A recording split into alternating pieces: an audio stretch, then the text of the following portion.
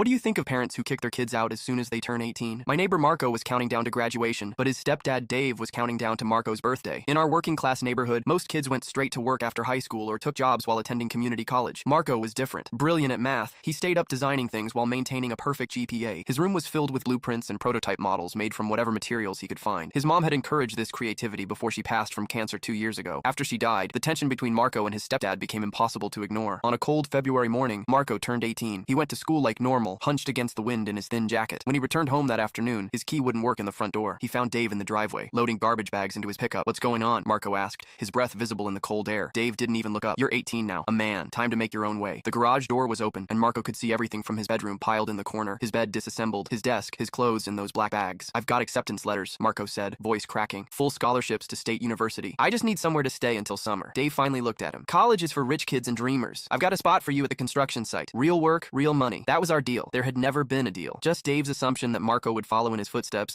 abandoning those useless sketches, as Dave called them. That night, Marco showed up at our door with nowhere else to go. My parents took him in without hesitation. Mom set up the pull-out couch while Dad helped Marco retrieve his belongings from the garage before Dave could follow through on his threat to dump all this crap at Goodwill. Word spread quickly. The elderly widow next door altered her late husband's suit so Marco would have something professional to wear for his college interviews. Mr. Guzman at the local garage offered Marco weekend work to save money. Our high school counselor helped him file for independent status on financial aid forms and found emergency grants to cover expenses his scholarships wouldn't. For 2 months, Marco lived on our couch, studying late after working weekends. He never complained, always helped with dishes, and tutored my younger brother in calculus. I'd sometimes find him asleep with engineering textbooks spread around him, as if he was afraid to waste even a minute. Dave wasn't pleased. Several times he drove slowly past our house. Once he confronted Marco outside school, telling him he was making a fool of himself, playing student when you should be earning your keep. 2 weeks before graduation, Dave showed up at our door. He'd been drinking, not stumbling drunk, but bold enough to say what he normally kept hidden. "You're embarrassing the family," he told Marco. "Everyone's talking about how my son's homeless, begging for handouts. You think you're better than me with those college letters? Your mother filled your head with nonsense." The mention of his mom made Marco's shoulders stiffen, but his voice remained steady. "I'm not homeless. I found people who actually support me." Dave's face darkened. "You'll fail. First semester, you'll come crawling back." Marco just shook his head. "I won't be coming back." Yesterday, we helped Marco move into his dorm room. It was small, but